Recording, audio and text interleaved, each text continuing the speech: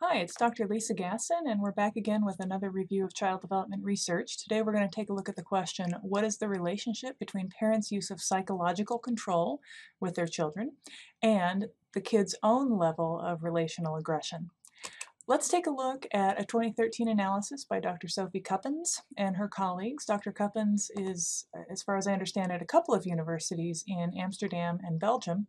And in this review, they included 23 studies from different world areas, some from North America, some from Europe, some from Asia, and a few from Russia even.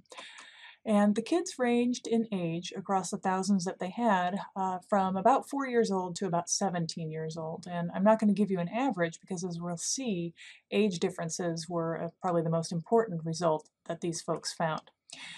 In reviewing all of this data, what they found is what they were looking for was whether or not there was a link between parental psychological control, which is a parent using what we might call manipulative behavior towards their children. So doing things like threatening love withdrawal, shaming the child, maybe being super overprotective.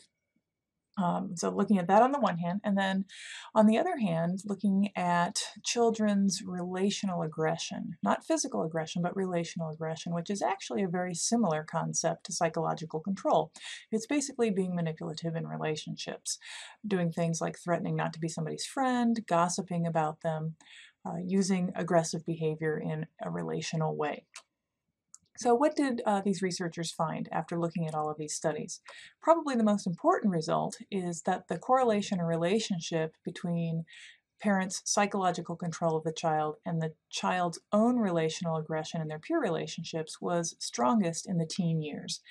Even then, it was only a moderate relationship, but it was still quite a bit higher, and certainly significantly so, than the relationship in childhood.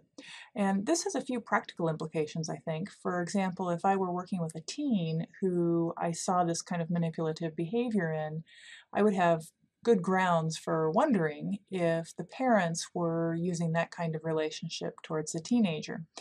In addition, if I were working with kids who were younger, and I noted that the parents used psychological control and maybe justified it or brushed it off by saying, well, the kid doesn't seem to be reacting in any negative way to it, I might warn the parents that although a young child may not pick up on that behavior, by the time they're teens, the research shows that they'll probably be mimicking that in their own relationships.